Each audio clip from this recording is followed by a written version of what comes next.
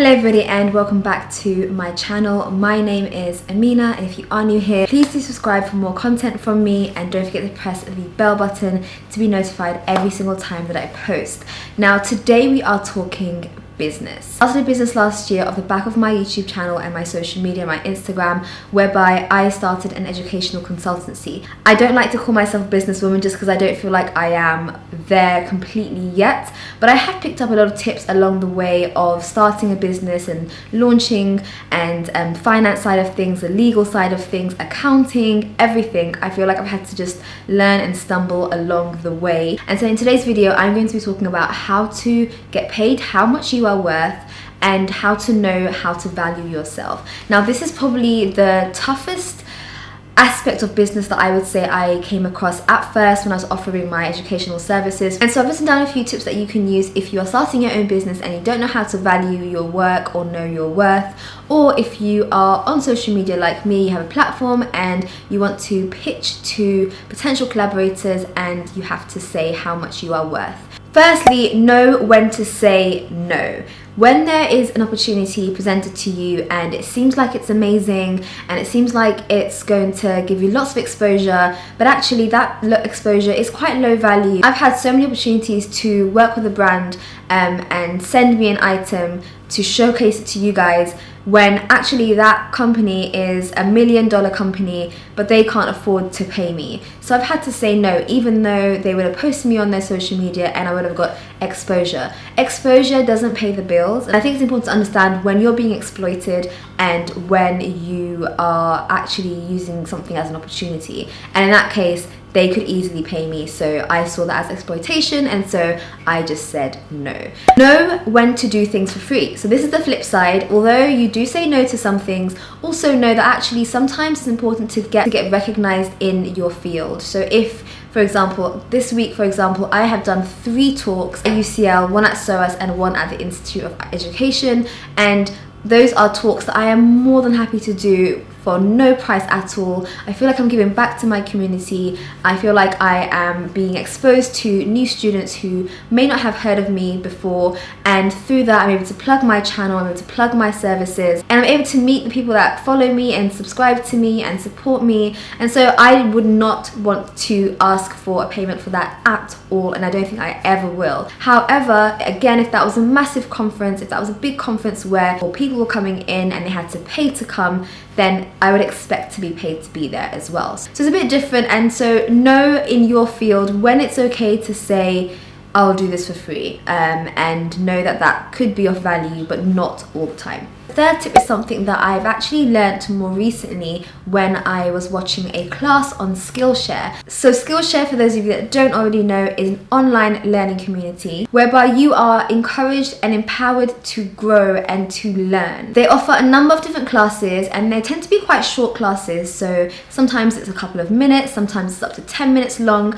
and you can learn on the go. So if you are someone who has a short walk to work, you can just play a 10-minute video and learn something that you want to enhance in your life. They have a range of different creative classes, so things like design, creative writing, illustration, photography, but they also have a section that I absolutely love, as you guys know, which is to do with lifestyle and productivity. And the one that I was watching is called Pricing Your Work and Negotiating with Clients. This class is led by someone called Jessie, who is a designer and an artist. And so what I learned is to think about asking for an hourly rate. So he mentions that you should think about trying to, if you don't know exactly how much you want to charge, think about how long that task will take you. Or let's say, for example, I have to make a video or create some content for a sponsorship for a brand. That may take me about an hour or 2 to do the research, an hour or 2 to film, and then another hour or 2 to edit. So then total that could take 5 to 6 hours. Now if they're only going to pay me $50, for example, for those 6 hours, that is very little on an hourly rate. If it's going to take me 6 hours, I'm going to ask for an hourly rate of, for example, £40, and so I'm not going to take anything less than what that would be per hour. Made me think about it quite a lot like that, because I think we tend to just look at the number, the amount of money that we've been given, instead of how long it's taken us and what the equivalent is per hour of work. The first 500 of you guys to click on the link in my description bar will be getting 2 months of free Skillshare Premium membership. You can also go and explore your creativity and go and learn something new. The actual membership itself costs less than $10 a month anyway, so it's really affordable for all of that content. It's super invaluable and super useful. Also, thank you to Skillshare for sponsoring this video. The next thing is to ask for a fee if a company or a brand is going to use your content. Now, this happened to me recently. A massive media company, huge, probably the biggest media company, contacted me asking to use some of my videos from Ethiopia, the ones that I took when I was vlogging there. And at first I just thought, oh, that's really cool, they're gonna take my videos. And then I thought, actually, they're using my videos and they're probably gonna make millions from that video. Why should I not ask for a fee? And I did, and it turned out to be a really good fee. If a company is going to be using your media or your content, your artwork, your designs, especially if they're monetizing off of that. This is something that I always do, and I tend to ask people what their budget is. So when someone approaches me and asks, and this is more for companies I would say than for my business, when someone approaches me and says, we'd love to have you collaborate with us, we think you're a great fit for our company, I usually come back and I say, yeah, that's amazing. If I'm interested in them, that's amazing. I would love to work with you. What is your budget? And it tends to show me whether or not we would even carry on this conversation. If they say we don't have a budget, well, that's the end of that. If they say our budget is £100, for example, and I would probably negotiate that and say, I can't take that low. Are you able to push it to 500? Are you able to push it to 300 or whatever it is that I expect? In the educational sphere, it's a bit more difficult because it still is quite a new concept, the whole sponsoring an influencer and bringing influencers into a team. It's always nice to know what their thinking is and what their budget is before I say what my expectations are. Once you do find out how much they are willing to pay you, or once you've given your amount, you need to negotiate again. I never just take the first amount. Out of that amount, for one video, I'll say, right, let's do 2 videos and I can get this amount. I'm doubling the amount that I'm making, but I've made a deal where I know that I'm not necessarily doubling the amount of work that I'm doing. It works out for me and it works out for them because they get 2 videos, but I get more money out of it. Never just take the first number, and I think this is probably the case, I would say, even for a your standard 9-to-5 office job. If you are offered a certain salary, don't just accept that first salary. Ask if there's any room for any flexibility with that salary, even if it's 1,000 or 500 or a minimal amount. It still makes a difference at the end of the month.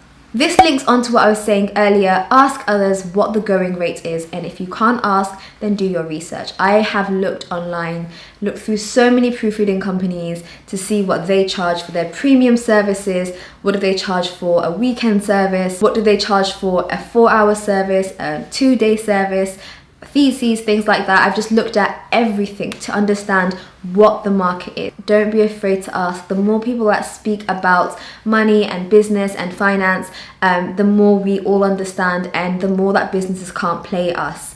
And I think that's really important, because what happens is, if I'm going to accept an offer from this company for £500 for a video and someone else accepts it for £50 for a video, then it ruins it for everyone. If you're a designer, if you're a web designer, if you are an artist, if you're someone who tutors, again, find out what people charge in the sphere that you're working in. So being a tutor for a family that's in a really affluent area, they usually will be more than happy to pay 60, 70, £100 an hour. So understand your market, understand who you are approaching, and know what it is that you're offering and how much it is that you're going to cost for that. It's also really good to have a list of all your achievements somewhere. So when you're negotiating, you are able to say, well, look what I did in the past. I worked with this person, I did this website, I designed this product, and this is what the outcome was. You can do that in a number of different ways. You can either make your own website, and I think that's kind of the nicest way, especially if you're a professional and it's your main business